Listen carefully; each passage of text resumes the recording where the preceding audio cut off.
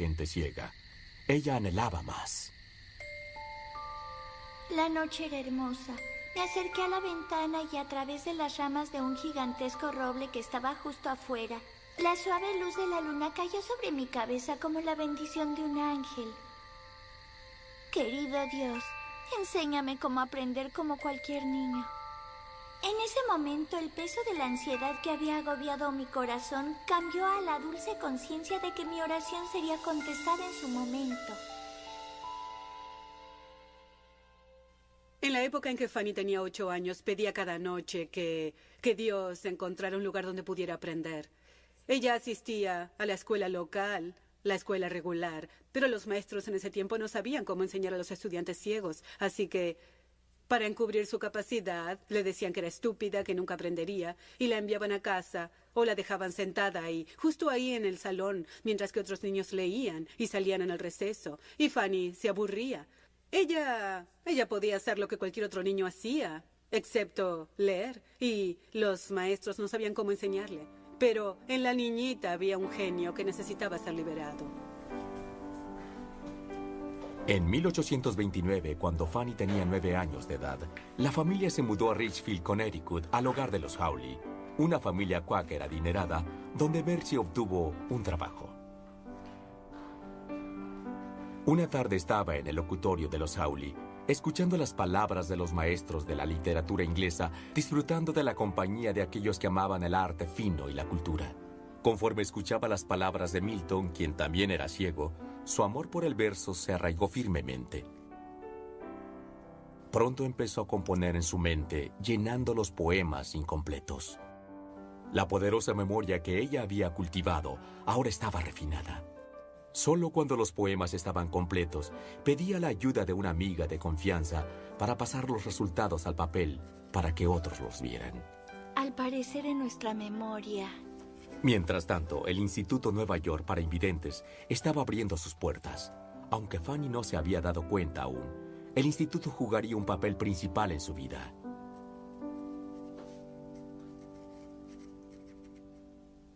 Richfield, Connecticut, 1835.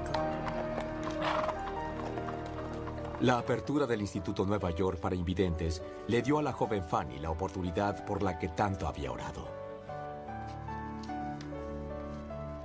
A la edad de 15 años, con la asistencia de su madre, Fanny solicitó su entrada a la escuela. El instituto dice que te aceptan. La ciudad, que había sido el sitio de un viaje decepcionante, de pronto se llenó de esperanza y promesas. Iba a aprender como cualquier otro niño. Mientras Fanny Crosby ansiaba que le enseñaran en lo académico, la filosofía detrás de la educación en la ceguera en 1835 estaba más enfocada en el entrenamiento vocacional.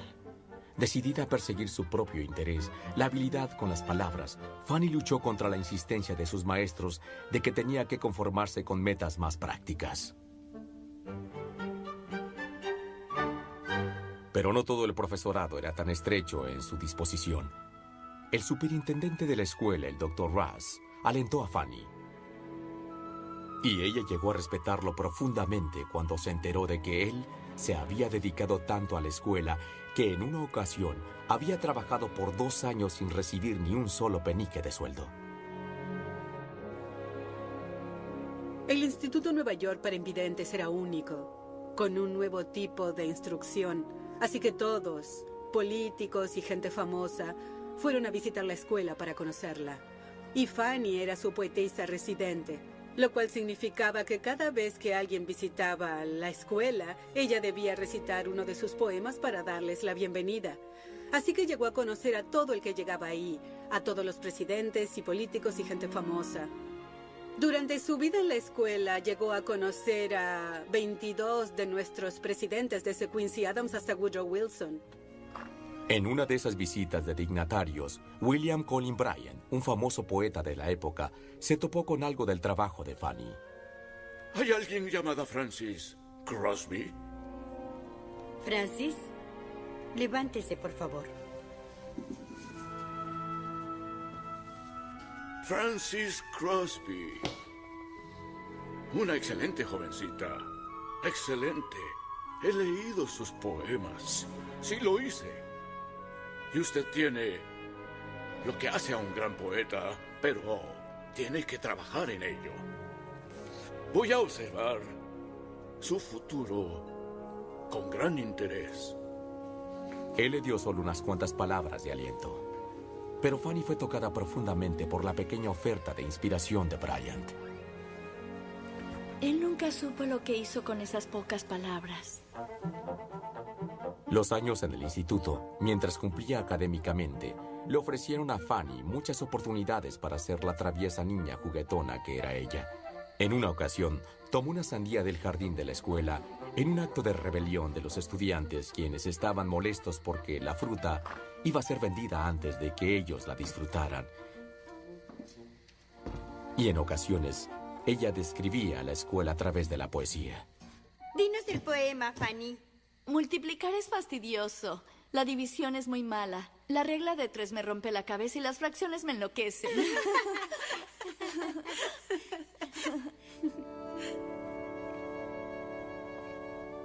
Conforme Fanny se movía rápidamente a través de sus estudios, fue conocida entre el personal de la escuela como una estudiante dotada.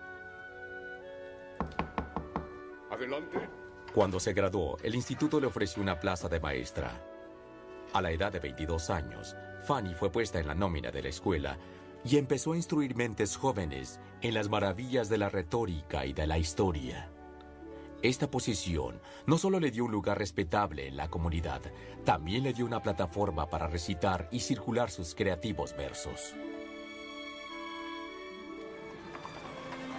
Un año después, en el otoño de 1843, Francis tuvo una extraordinaria oportunidad. Esperando ganar asistencia financiera para la ceguera, el Instituto Nueva York envió a Fanny y a otros a hablar ante el Congreso en el Capitolio. La audiencia incluía a John Quincy Adams, el 6º presidente de los Estados Unidos, y Jefferson Davis, el hombre que fue el único presidente de los Estados Confederados de América. Fanny Crosby fue la primera mujer que habló ante el Senado y el Congreso.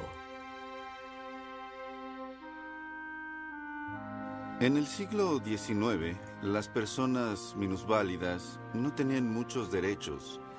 Y Fanny Crosby fue invitada a hablar ante el Senado y el Congreso.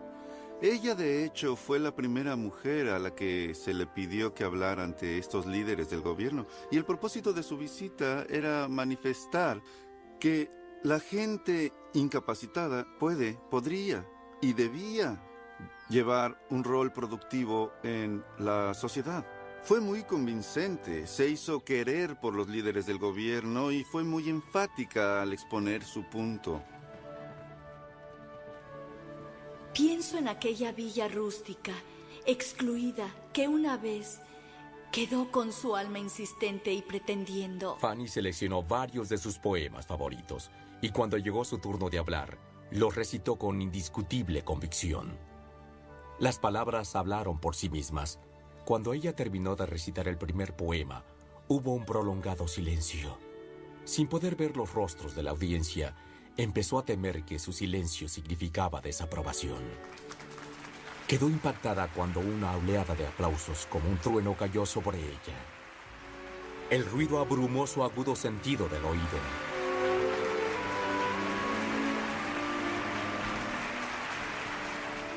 En los años que siguieron a su primer viaje a la capital, la joven maestra recitó su poesía a muchas personalidades. Una de ellas, el presidente James Polk, quien se convirtió en un amigo muy cercano de Fanny, algunas veces llegaba a la escuela sin anunciarse, evitando así la pompa y el boato que usualmente acompañaban el arribo de alguien de su posición. Él caminaba con la poetisa y la alentaba a que la bondad siempre rigiera su conducta, un principio que él procuró mantener como presidente. Otro visitante del instituto era el general Scott, que había adquirido el sobrenombre de El Rudo y Listo Scott durante la guerra con México. Después de haber terminado la usual ceremonia formal, el general estaba admirando la escuela, cuando Fanny y un cómplice decidieron aprovechar la ocasión. General Scott, Es usted mi prisionero. Pero conforme la personalidad juguetona de Fanny se reafirmaba por sí sola, una tragedia que estaba fraguándose al otro lado del Atlántico afectaría su vida tanto como la vida de todos los neoyorquinos. En el otoño de 1848, la mortal cólera asiática estaba asolando Europa, matando a millones. Tomó menos de un año para que la plaga alcanzara Norteamérica. Nueva York fue su primera parada. Las autoridades frenéticamente trataron de detener la enfermedad, pero sus esfuerzos fueron vanos. ¿Qué sucede? Es Margaret. El personal del Instituto Nueva York se preparó para lo peor. Fanny se hizo voluntaria para ayudar a los estudiantes que enfermaban. Y una de sus estudiantes favoritas, una niña de 8 años, cayó enferma con el cólera. Fanny tenía la costumbre de mecerla por las tardes y la niña le dijo a Fanny que sí podría mecerla estando enferma. Y mientras Fanny la mecía, la niña le dijo, ya me puede bajar, señorita Crosby, en la mañana estaré con el Señor. Y Fanny dijo que a la mañana siguiente llevó su cuerpo a la iglesia de la Trinidad en la ciudad de Nueva York y la enterró en el cementerio de la Trinidad. Un hábil doctor llamado J.W.G. Clemens instruyó a Fanny para preparar una medicina con la que podría vencer a la enfermedad. Una medida desesperada para el pensamiento actual. La mezcla consistía en 3 partes de mercurio y 1 parte de opio en cápsulas. Para conocer las necesidades de sus pupilos en peligro, Fanny cambió el rol de maestra por el de enfermera, poniéndose en peligro ella misma. Pasó sus días consolando a quienes habían sobrepasado la esperanza y tratando a aquellos que aún podían salvarse. Una tarde, mientras iba deprisa cruzando un salón de clases convertido en hospital, su pie golpeó contra un objeto, reconociendo al momento el golpe sordo de un ataúd vacío. Ahora Fanny tenía la certeza de que también estaba desarrollando los síntomas de la enfermedad. Sin decir nada, tomó una gran cantidad de píldoras contra el cólera que ella había preparado.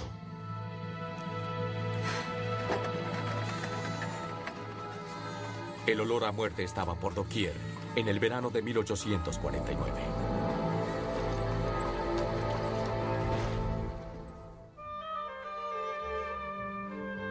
Conforme la epidemia asolaba la ciudad de Nueva York, Fanny, como miles de otros, fue enviada a lugares menos poblados a recuperarse. El fin de la epidemia vino con las primeras heladas del otoño. Nuestra ciudad los necesita una vez más. Por favor, regresen a sus hogares y ayúdenos a hacer otra vez de Nueva York la noble metrópolis que merece ser. El alcalde. La muerte y el desastre nos obligan a cuestionar nuestras vidas. La catástrofe causa que mucha gente considere su estado espiritual. Y así, en 1850, las reuniones del despertar surgieron a través de Nueva York. El estrecho escape de la fatal enfermedad y el dolor por la pérdida de casi todos los seres queridos causó una gran hambre por el mensaje del Evangelio y las confortantes palabras de Jesús.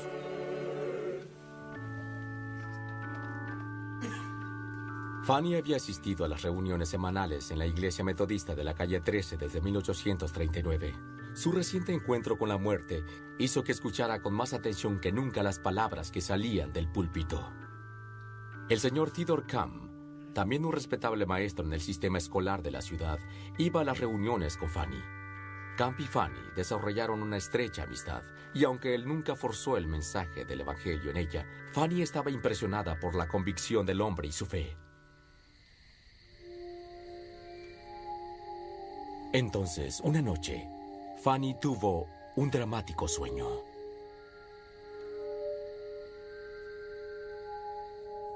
El cielo estuvo nublado por días y caí rendida al lado de mi amigo.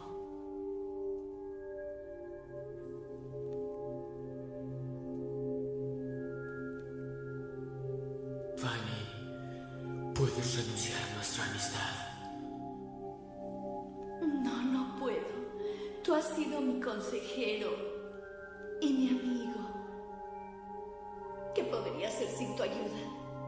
¿Por qué encadenar un espíritu a la tierra cuando puedas volar y descansar? Te reunirás conmigo en el cielo. El sueño obligó a Fanny a reconsiderar su estado espiritual. En la tarde del